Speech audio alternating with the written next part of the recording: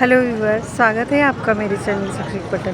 पृथ्वी की उत्पत्ति को वैज्ञानिक उल्का पिंड टूटने और आग का बड़ा गोला मानते हैं।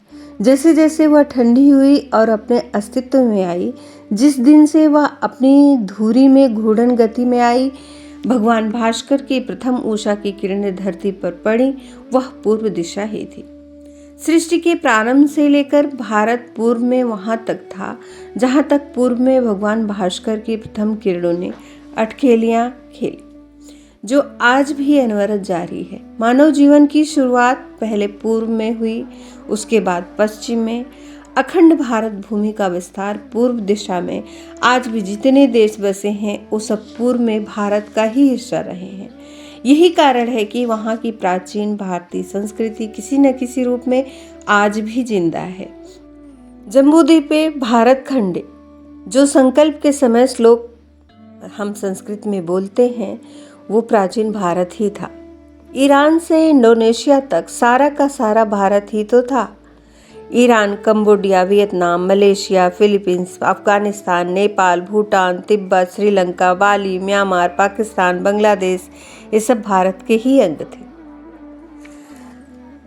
मानव सभ्यता संस्कृति के विकास के बाद धार्मिक आधार पर लोगों ने इसे सीमाओं में बांध लिया और अलग अलग विचारधारा अपने अपने धर्मों की जीवन शैली से अपने अपने अंदाज में जीने लगे, जो आज भी अनवरत जारी है। लेकिन भारत पूर्व से ही पूर्व में था।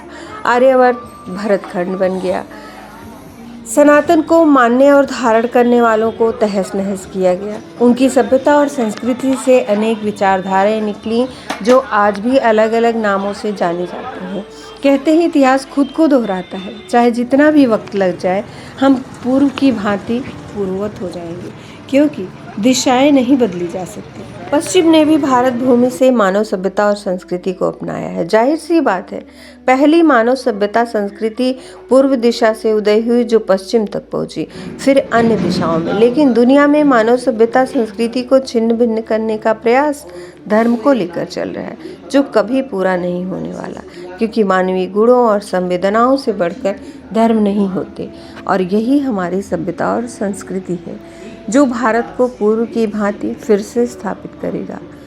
मानव सभ्यता और संस्कृति के मूल विश्व के सबसे प्राचीन ग्रंथों में अग्रणी हैं, जिससे ऋषियों मुनियों की अमरवाणी और मानव जीवन को आज भी दिशा प्रदान कर रही है और आगे भी करती रहेगी। किसी देश धर्म का कोई भी व्यक्ति हो, उनकी उन्नति और जीवन जीने की कला के साथ संपूर्ण ब्रह्मांड की सूक्ष्म विद्या वेदों उपनिषदों में ही निहित है। यहाँ का विज्ञान और धर्म दोनों सहोदर हुआ करते थे। जब तक मानव सभ्यता और संस्कृति के साथ विज्ञान अपने चरम पर थे, उन्हीं का अनुकरण पूरी दुनिया ने किया। लेकिन कालांतर में जैसे ही विज्ञान और धर्म को अलग अलग किया गया, वैसे ही मानव सभ्यता संस्कृति खतरे में पड़ गई। आने वाला समय पुनः धर्म और विज्ञान एक दूसरे के पूरक होंगे। मानव मूल्यों संवेदना से यह दुनिया पुनः अपने मूल स्वरूप को पहचानेगी। भारत उन सभी का नेतृत्व करेगा जिसकी शुरुआत 21वीं सदी के भारत में हो चुकी है। शैक्षिक पटल को सब्सक्राइब करें, वीडियो को लाइक, शेयर और कमेंट करें।